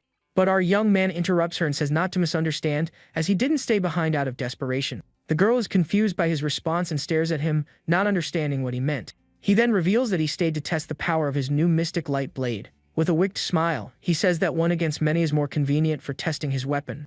The blade's description appears again, showing that its power and special effect are unknown. He then prepares to fight with all his power and find out what this weapon can do. With the blade in hand, he feels that its true power has yet to be revealed. With a confident smile, he says that now is the time to discover the true power of his rare item. One of the hunters underestimates him and asks what he can do with just a short sword. They then charge at him, yelling for the young man not to underestimate A-rank hunters. Seeing this, the S-rank hunter tries to stop them, saying that advancing recklessly is dangerous. But it's too late, and our young man uses his trap creation ability to defend himself. Several purple magic circles appear around the hunters, who charge forward without noticing anything. The protagonist then decides to make a test cut with his new weapon and prepares to attack. With a shout of dance, Mystic Light Blade, he unleashes a powerful attack in their direction. The pinball panic trap is activated, and the hunters are thrown from one side to the other. The hunter is shocked to see that he created traps freely and that he is no ordinary person. One of the men cries out in pain as he's hit squarely by the mysterious blade's attack.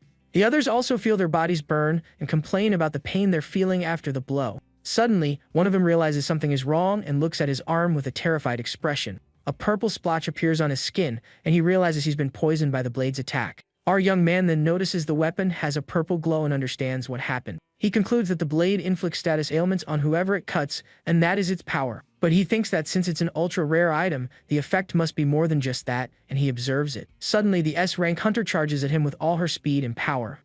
The young woman shouts that his rampage ends here, and that she won't let him harm her companions. She then throws her sword in his direction to try to disarm him and end the fight. Our hero is surprised by the attack and sees the sword flying uncontrollably toward him. With that, he uses his trap creation ability once more to defend himself. He creates magic threads and attaches them to the blade to control its movements in the air. The marionette movement trap causes objects to move in unexpected trajectories. The hunter is shocked to see her attack failed and realizes she has been poisoned by the blade. But to her surprise, she feels her arm freeze and realizes it wasn't poison but ice. With a smile, he says that the change in the blade's color is a change in the effect it causes. Tsukasa then understands that the dagger can change its attack attributes at will, like poison or ice. The weapon's description is updated, revealing that its special effect is to inflict various status damages. With the blade's true power revealed, he prepares to use it to its full potential. The hunter draws her sword and prepares to use one of her most powerful techniques. With a cry, she says the freeze won't stop her and that from now on, she'll fight for real. The young woman's sword begins to glow with an intense golden energy, ready for the attack. She then uses her secret sword slashing aura dance and unleashes several beams of light. Our young man is shocked by the technique and realizes he can't dodge all the attacks. With his blade, he tries to block the light beams, but their force is too great for him. Suddenly, his weapon is knocked far away by the impact of the hunter's attacks. The young woman continues to attack relentlessly, and the young man is left completely defenseless against her. He reaches his hand toward his weapon, trying to get it back to defend himself. But the hunter is faster and manages to grab the blade before he can with an agile move. With a victorious smile, she says she has secured the evil blade and that it's hers now. The young woman tells him to surrender, as he is now unarmed and at a great disadvantage in the fight. But suddenly, she realizes something is wrong and looks at the weapon in her hand, confused. To her surprise, the blade transforms into a tree branch with a few green leaves.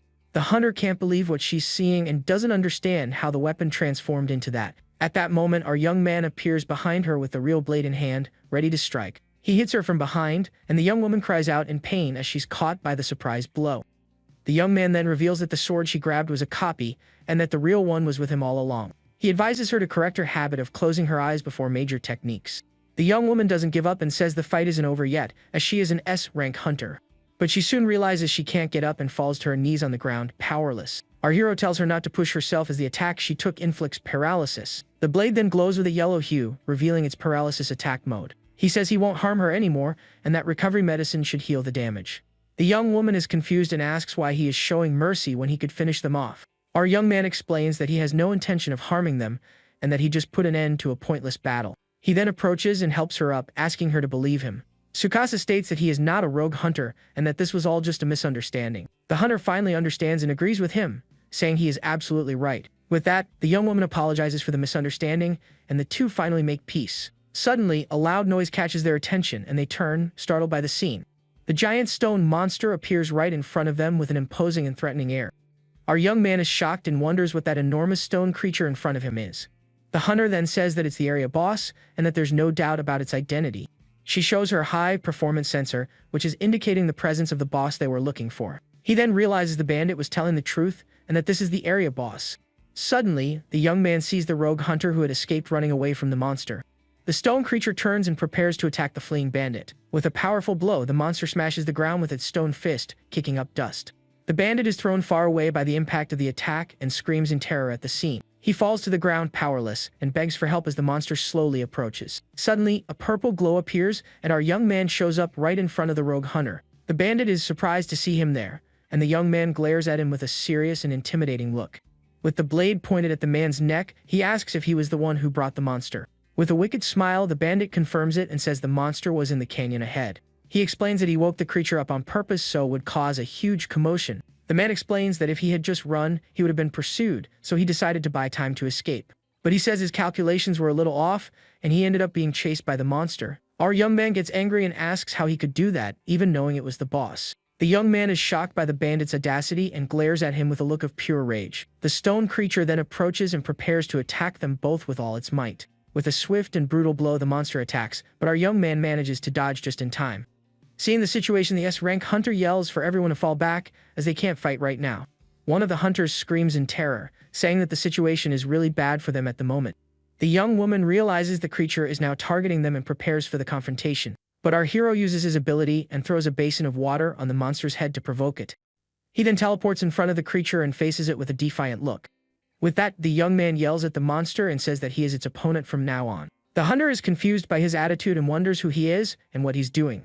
From a distance, the other hunters watch the scene, not understanding our young hero's plan. With that, the stone monster turns and faces our young man, its red eyes glowing. The young man then starts running, yells for the creature to follow him away from the other hunters. He thinks that the injured hunters need time to recover, and that he needs to separate them from the boss. With that, he lures the monster away in search of an easier place to fight it. Meanwhile, Mimi arrives at the edge of a river and seems to be looking for something. Jane watches her and asks the little creature not to let her guard down, as there might be enemies. The knight says that although the place seems calm, there could be hidden dangers nearby. She then remembers hearing a loud sound of crumbling rocks and stays on high alert. Suddenly, the ground begins to shake, and several rocks start to fall from the cliff beside them. Our young man appears at the top of the cliff along with the giant stone monster that's chasing him. Jane and Mimi look up, shocked to see their master bringing the area boss over to them. He sees them and shouts Jean's name, surprised that they are in that exact spot. Tsukasa then tells them to get ready for battle, because they are going to defeat the area boss. With a determined cry, he informs his allies that the great battle is about to begin. He then turns to the monster and says that combat is inevitable since he has been targeted. With a sweaty face, he thinks that somehow they need to break through that tough body. Suddenly, a golden light catches his attention, and he turns to see what's happening. The S-rank hunter appears and uses her secret sword technique once again with full force. Her attack hits the stone monster squarely, but doesn't seem to cause any damage to the creature. The other hunters appear, and the young woman says she managed to catch up to him and that they will fight together. With a confident smile, our young man faces them and gets ready for the team battle. She explains that thanks to him, they had time to recover and are now in perfect condition. The young man is confused and asks how she knows his name, and the young woman shows him her device. She reveals his identity and says the rumor that he defeated a boss all by himself has already spread. With a smile, the hunter apologizes for not recognizing him earlier and introduces herself again. But one of the hunters interrupts her and points to the monster, which is moving again. He says the boss's defense is too strong and that not even her technique caused any damage. The young woman then turns to Tsukasa and asks if he has any strategy to defeat them. She turns to Tsukasa and asks if he has any strategy to defeat this enemy. He then approaches and tells her to attack the monster with her strongest technique, non-stop. The hunter says that someone as excellent as him must be able to come up with a plan quickly. She then gets closer and asks him to lend them his wisdom, so they can win the fight. Our young man is shocked by her confidence and wonders if she's being serious about this. He thinks she is either an incredibly naive person or has some other reason to trust him. But the young man decides that now that he's gained fighting power, he needs to think of a way to win. He then remembers the inscription he saw at the amusement park and suddenly has a great idea. With a serious look, he asks if they are willing to risk their lives and fight as he commands. The hunter smiles and nods in agreement, ready to follow any plan he has. The other hunters also agree, saying there's nothing else to do and that they'll go all out against the boss. With everyone in agreement, our young man prepares to put his plan into action with their help. He then says that all together, they will set a trap to shatter that enemy to pieces.